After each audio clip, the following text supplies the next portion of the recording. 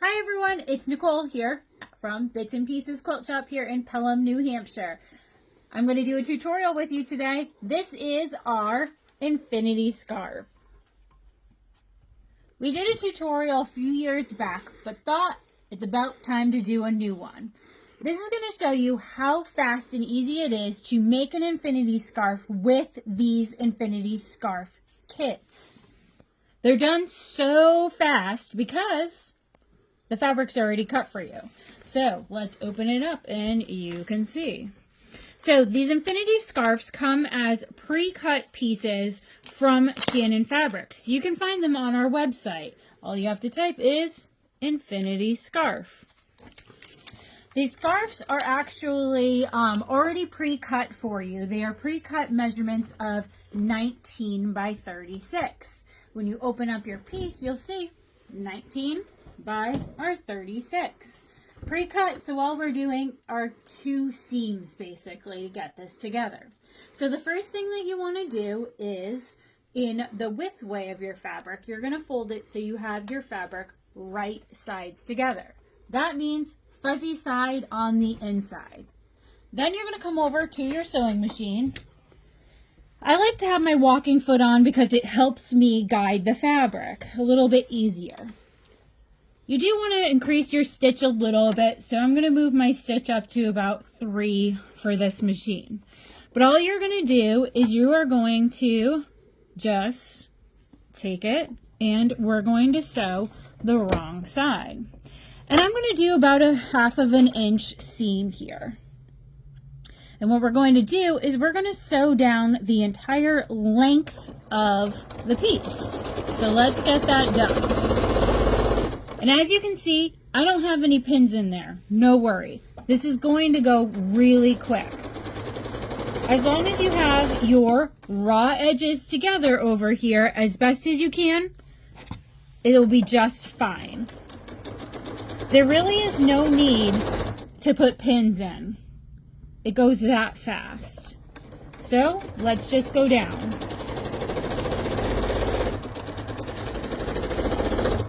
Again, I'm just keeping my raw edges together, that right side of the fabric, and roughly a 1/2 inch seam.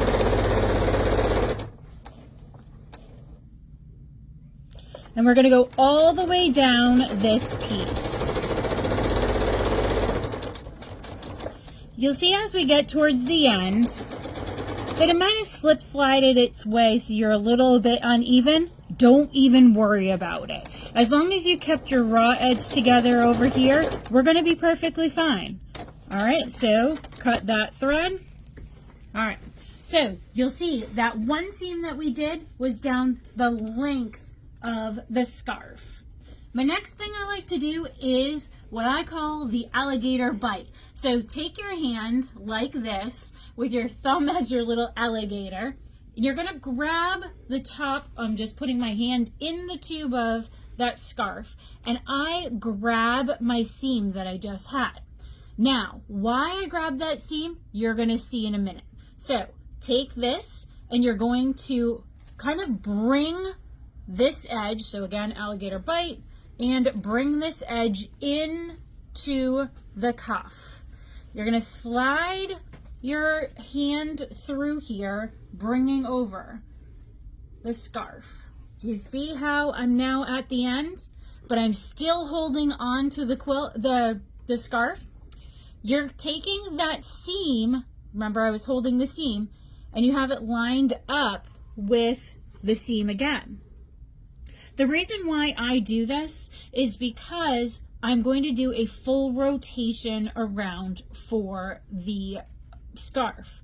This puts a twist in your scarf. So I'm going to take that outer side that I just had slid in. You're going to grab that and do a rotation around.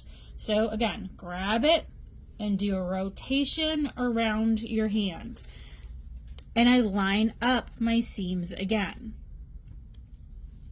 Taking my hand out, I'm keeping my two, I guess you could call it the tube, lined up. and you're going to kind of shake it so that you get those raw edges now together. So do you see what I mean? We've got our right side together, and now we've got wrong side on the outside and a wrong side on the very inside. It's that fuzzy side that's the inside, kind of the middle of our tube. All right, well, all you're doing is you are going to kind of shake it so you get the raw edge of that complete tube lined up. The next thing we're going to do for our sewing is actually sew around this tube to join the two pieces. But we have to leave an opening so that we can turn it inside out. So let's go back to the sewing machine. It doesn't make any difference where you start your sewing or end your sewing. We're just going to sew this tube. I use the arm of my machine to actually put the tube through. For this, I'm going to start at the seam. Again, no need for pinning, just line up your raw edges of the scarf.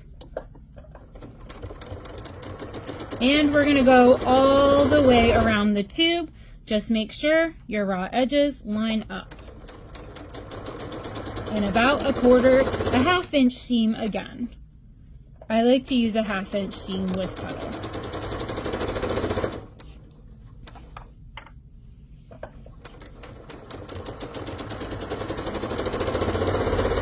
Now I'm going to stop here because I need to leave an opening for turning this scarf.